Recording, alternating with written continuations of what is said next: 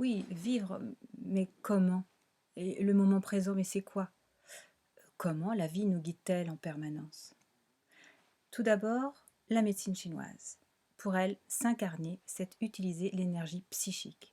Et l'énergie psychique, c'est l'énergie propre à chaque être. C'est ce qui fait que nous soyons tous uniques. Cette énergie s'appuie sur les énergies héréditaires et elle donne autorité à se créer. Elle est indestructible. Autrement dit, on choisit de venir au monde. On choisit ses parents, le contexte familial et social, sociétal aussi, le pays, la tradition, la culture. Il n'y a donc pas à se juger, mais à regarder ce que l'on s'est choisi de vivre, choisi d'expérimenter. Et qui dit autorité à se créer dit choix personnel permanent. Là encore, aujourd'hui, nous sommes libres de nos expériences. Nous sommes donc des êtres indépendants. Mais une fois sur Terre, on ne vit que dans le présent, le seul temps de la petite enfance. L'être indépendant fait l'expérience alors d'un corps dépendant de tout et de tous. Et on parle également de la fusion. Dans un premier temps, le bébé n'a pas conscience d'un corps distinct de l'autre. Il découvre le monde par le biais de ce corps et les sensations sont immédiates. Il enregistre chacune d'elles et, au besoin, se réajuste.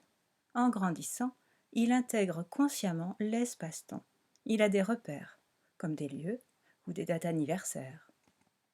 Alors existent deux autres temps, le passé et le futur. Et comme chez tout humain, le blabla mental prend le pas sur la vie. On ne décide plus avec son cœur, mais avec sa tête. Le passé et le futur sont les temps de cette nouvelle vie. Enfin, heureusement, le corps est là. Il est le garant de notre vérité. Grâce à lui, on ne peut pas se perdre. Il nous guide à chaque instant. Et quels sont les moyens de communication de ce corps? Eh bien, il y en a deux. Le bien ou le mal-être.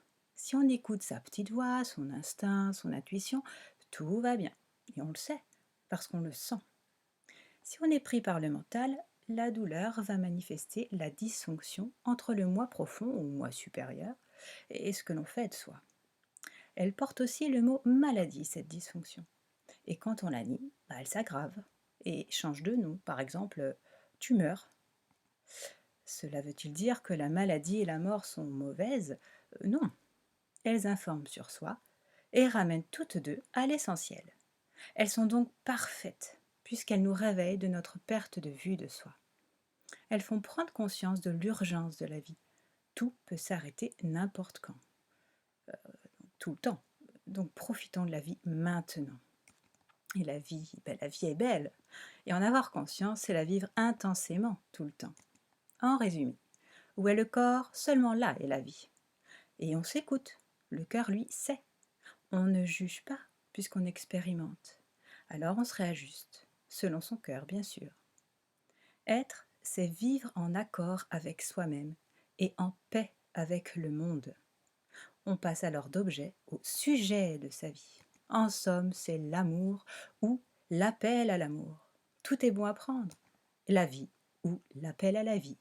N'oubliez pas, votre corps le sait déjà.